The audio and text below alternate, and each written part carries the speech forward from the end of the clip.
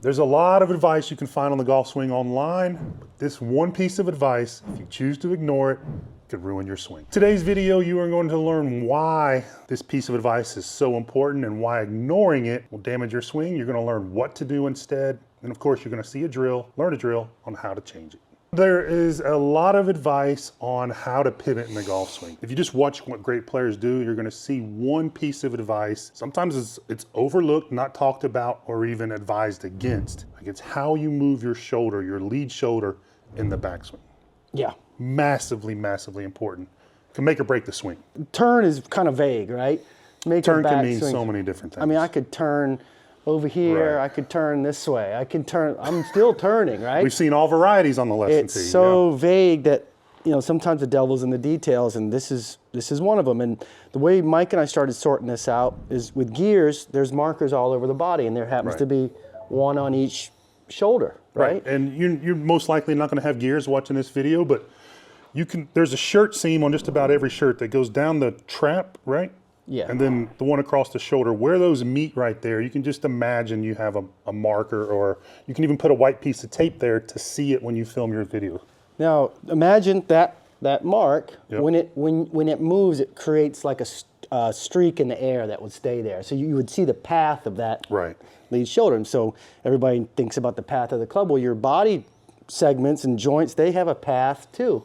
And there's a way that really great players move things, and there's a way that a lot of amateurs move things. Well, what we started seeing was that this shoulder, instead of going kind of down toward the ground early toward the left foot, it goes across towards the middle of the body. And Right. it stays up in this area instead of being dropped down excessively. Again, everything in the golf swing needs to be a little bit more defined. Now, I can move this shoulder by going like this.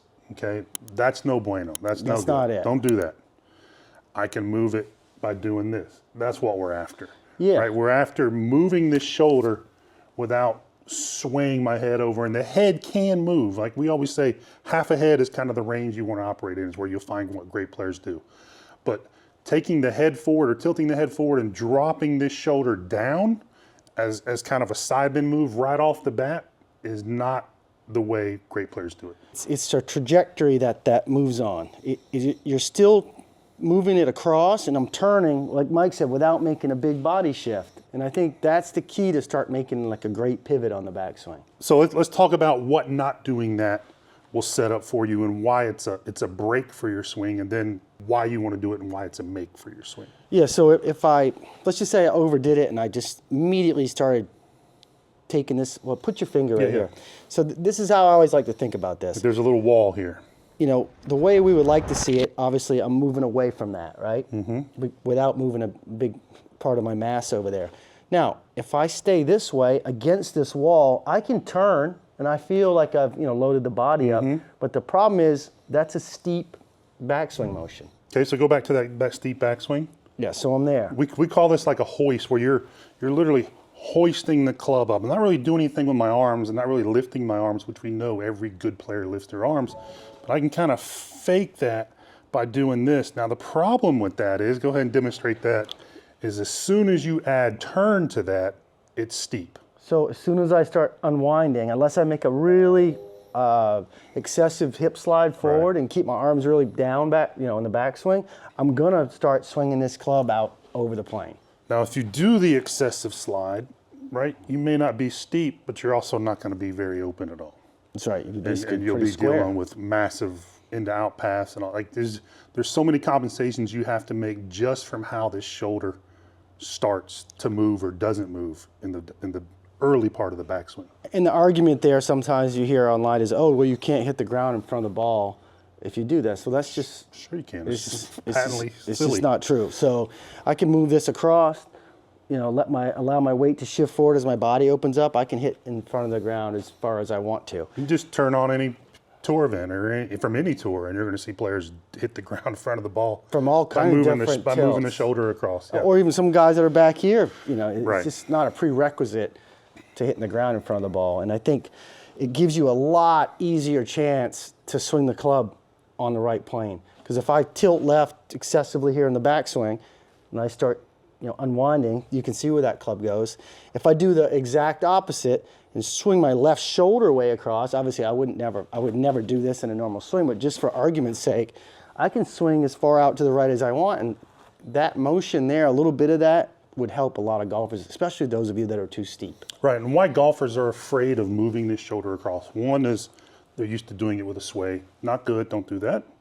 Two is, especially you used to see this a lot. We almost never see it anymore, where this shoulder may, some players may kind of ramp that shoulder up, where you take your shoulder tilt and just tilt it this way, right? Not a good pivot either. If I just have my shoulders, right, everything's level, it's easy to see. Now, if I just bend over a little bit and still make that turn, this shoulder is gonna work down as it moves across. I don't want to drive it down and not move it across. That's not the fix. Yeah, and talk for a minute about where this would point. Yeah, so these shoulders, so if I jump in here and get kind of set up to the ball here, my shoulders, and the taller the player, the steeper the shoulders, right? So I'm 6'5", taller than most players on tour. My shoulders would point somewhere at about, 6 feet out beyond the ball. Yeah. Most tour guys, talking about that 5'10" range, are pointing 6 to 9 feet out beyond the ball. We have never seen a player point the shoulders down, because again, I've got to drop my shoulder down to do that, and you're going to limit yourself and possibly hurt yourself by trying to do that when it doesn't exist out in the wild. Well, and telling someone to point their shoulders at the ball, it just puts them in this really twisted up, contorted position, almost too much stress on the body. So those are some misconceptions about a proper turn. You just got to think that little piece of tape that you put on your seam, get it moving across. It'll have a nice little downward arc because you're tilted forward. You don't have to drive it down. You don't want to let it up. You don't want to throw your head to the side. So that's what should happen. What's a good drill to do this? This drill right here. We love stuff that takes away the ball, takes away the club, especially body pivoting practice, right? So you take the club, hold it up here on your upper shoulders. And have most of it sticking out to this side. It's much easier to see because your vision. Getting your setup position for like a 6-iron or whatever. And the goal is to take this across. It'll depend on the ball position. It'll get a little bit behind the ball, but you won't feel like that. When you do it right, you won't feel like you're changing much of the spacing here between the belt and the rib cage. Right. There'll be a little bit of that, but you don't want to feel like you're crushing your rib cage down towards your belt. It's almost going to feel level. Obviously, it won't be perfectly level because we're bent over. Right. But if you can avoid that excessive like rib cage crunching down towards the belt, I think that gives you a good way to practice it. So you can sit here and say, okay, I'm just going to try to stay in my angle this way while that shoulder goes across. And again, do that from the face on one more time. Yeah. So make the good movement. And you'll see a little bit of angle on his back line. Now, there's some players that have a massive shoulder turn, and you'll see this trail shoulder come out over here. So the angle is not the trail shoulder. It's kind of where the collar, the tag on the shirt would go, kind of down on this side. And you should see just a little bit of angle away from the target. If that becomes vertical or, heaven forbid, leans forward, you know you haven't done it correctly. So just keep an eye on that when you're videoing your swing. Yeah, and it becomes pretty easy. It doesn't feel like there's a lot of pressure on my body when I do that. And do that again, and I'll put my hand here so he doesn't take much head movement at all to do this. Exactly right. Once you get there, you can just kind of unwind into the finish. But it gives you a good way to get the feeling. Then with the club in your hand, same kind of feeling, shoulder across to the top instead of this motion. If you do it wrong, you'll immediately see your head bob to the left a little bit in the takeaway, and your head will start almost like you're pouring too much water out of your left ear. We see that a lot in lessons where the head will go forward in the takeaway, and then the player will have to really retreat the other way, and you get so much inconsistency down by the ball. So give that drill a try if you struggle with consistency, if you struggle with making a proper turn, you don't feel like you can turn enough, your back hurts when you turn, you're trying to get your shoulders too steep. All of those things can be fixed by just letting this little seam spot here on your shirt get moving across without a lot of head movement, without a lot of diving down. You'll hit better for it. If you want more on this, another drill on how to do this, click on that link in the first pinned comment below. We'll send you another free drill to help you even more.